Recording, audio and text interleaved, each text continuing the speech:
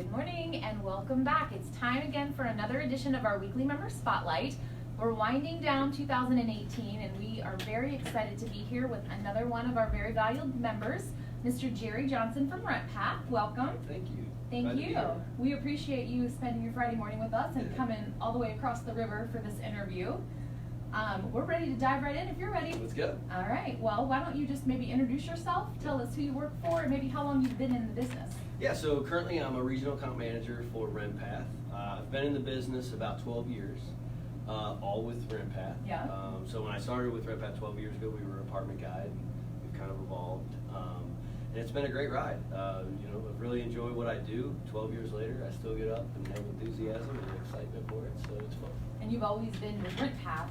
I have. Since you've been in the apartment industry. I have, and I was a sales rep in the Cincinnati, Northern Kentucky market for 8.5, 9 years of my career, and then for the last 3 years I've been a regional account manager. So I kind of travel. I go to Indy, Detroit, Cleveland, several different areas in those spots. I'm hearing all of the markets that my company is in. We were talking about That's wonderful.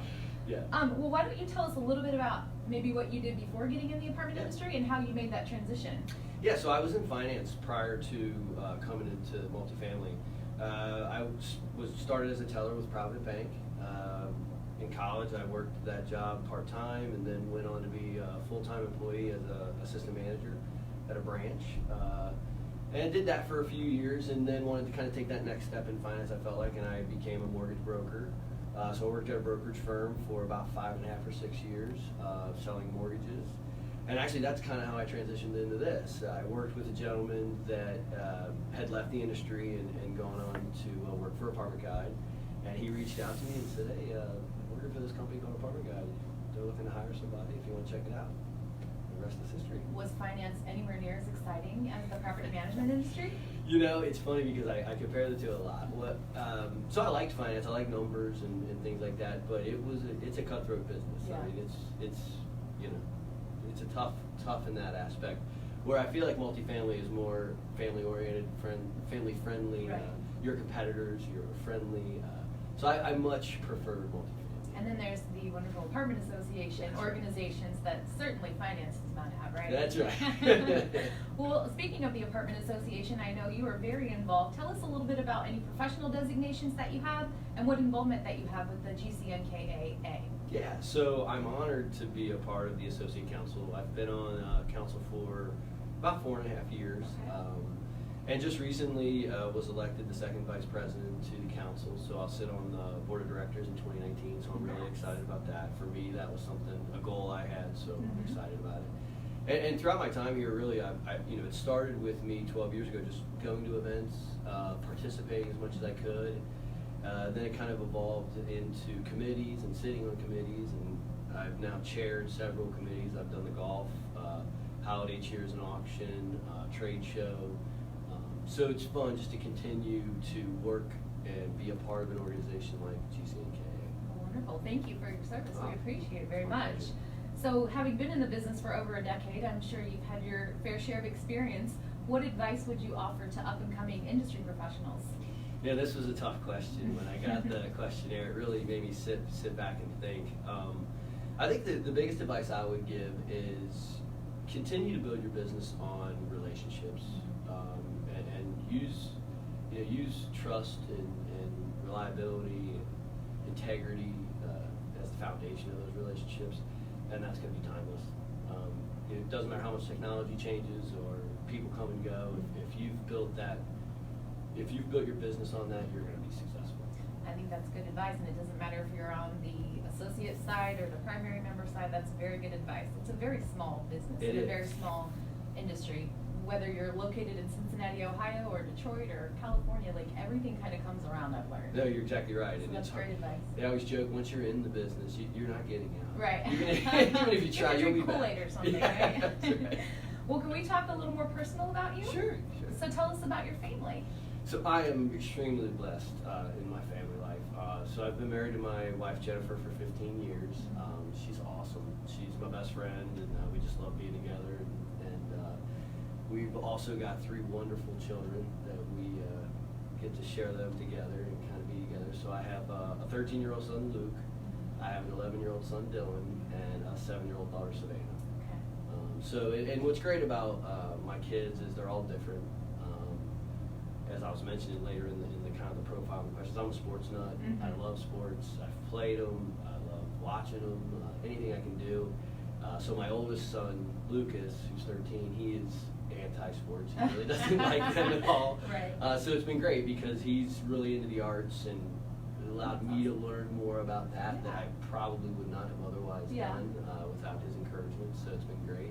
And then my middle son Dylan is a sports nut, like his old man. So he keeps me going there. I coach his basketball team and I've done some coaching on his baseball team, and so it's a lot of fun. And then my daughter's like a mix of both. Okay. She keeps it lively, and it's just a ton of fun.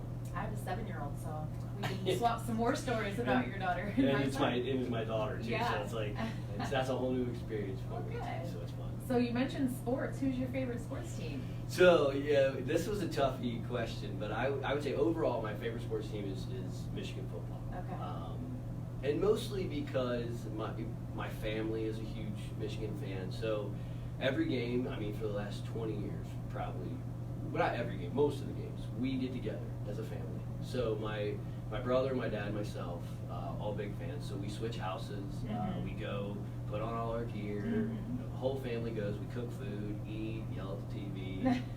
So it's more of a family thing, I think, is why I have such a love for the Wolverines. But they would be my favorite. I thought about doing something really fun. I'm not going to, but I'm going to tell you what I was thinking because I saw your picture. We're going to share that on your post in a little while. Your picture of the family and all the Michigan gear. You know, Ohio State fans won't even use the letter M. And so I thought maybe in this post I should not use the letter M anywhere. But I didn't think that would be very authentic of me to do because fantastic. we do appreciate you regardless of who your sports team is. But no, that's good. Yeah, and I mean, I still love the Reds, Bengals, Right. UK basketball, things like that. So I'm a little Hometown. widespread. Yeah, Okay. definitely. Well, that's fair. Well, what are some of you and or your family's hobbies and pastimes? Yeah, so sports is definitely a big part of me, but I would say just being outside and being active. It's one of the things I love to do. I run a lot, just for fun, really. You know, I don't run marathons or anything like that. I just do it to exercise, stress reliever. Yeah. You know, I'm always outside, either playing baseball or basketball. I love golf. Are you any good? No, not really, but it's fun. Right. No pressure when you're just doing things for fun, right? That's right. But yeah, I just enjoy it. I mean, I even put in the essay that I wrote back, yard work. Like, I'll do anything to get outside. I love it. Yeah, it's fun. Well, you have to have something to get rid of all of the day-to-day stress, so That's right. That's good. So are you a TV or movie buff? And if so, what's one of your favorites? Yeah, so I don't watch a ton of TV shows. So movies, I would say definitely, I like a lot of movies. I put, so if I had to pick one, I kind of put Tombstone down there as my favorite. I love it. Classic. But man, it was tough. You know, there's a lot. Something about Mary is up there for me. You know, there's some Shawshank Redemption. But I kind of settled on Tombstone because it's a mix of all. I laughed. It was emotional. It was kind of a whole mix of everything. Right. Action. So yeah, I think it would be tough for me if I was pinned down to pick one. Right. But I'll throw Tombstone. I'll have to. I think you're one of several people have said that. I need to change the question. What's one of your favorites? That's you don't right. have this pressure of being picking one. Right? So what's one of your favorite kinds of foods or restaurants? Yeah, so I love pizza. Okay. You know, I pretty much eat any kind of pizza that comes out. You know, it was tough. I can't really pick a restaurant. Now that I travel and get to go to different cities, it's really exciting because I can try different pizza shops and the ways they make them. Right. And, so do you have a favorite kind of style of pizza, like deep dish or thin crust? Yeah, I love the thin crust and I love that brick oven. Have you ever had St. Louis style pizza? No, but I've heard. It's really good. It's very interesting because it's super thin and crispy, and they use a different kind of cheese on it. So if you make your way over to St. Louis, you can try it. I will definitely do that. Yeah, it's we just had a newer restaurant in Northern Kentucky open. It's like a brick oven pizza place, and it's outstanding. So, but I love a good old fashioned La Rosa's too. Yeah, so, can't go wrong with you La can't. Rosa's. What about music? Are you a music fan? Yeah, I love music. I'm a huge country music fan. Yeah. Probably something that not a lot of people know about me, but it's just one of my favorites, especially like late '90s, early 2000 country music. So I think do you have Sirius radio? I do. Y2K and Pandora. Yeah. So I kind of go back and forth. I've got all my stuff set up. But about 2 years ago, my wife surprised me and took me to Garth Brooks concert. Oh, wow. And he's one of my all-time faves, and the concert was awesome. Yeah. Of course, thought he needed a backup singer. I don't helped him know, out he the was whole Trisha, show. and that's like all he needs in the That's world. right. That's On right. stage and off the stage, apparently. Well, wonderful. Well, tell us something interesting that maybe people in the industry who know you wouldn't otherwise know. Yeah, so I am actually a twin. So I have a twin sister. She lives in Michigan. I actually have another older sister who lives in Michigan too.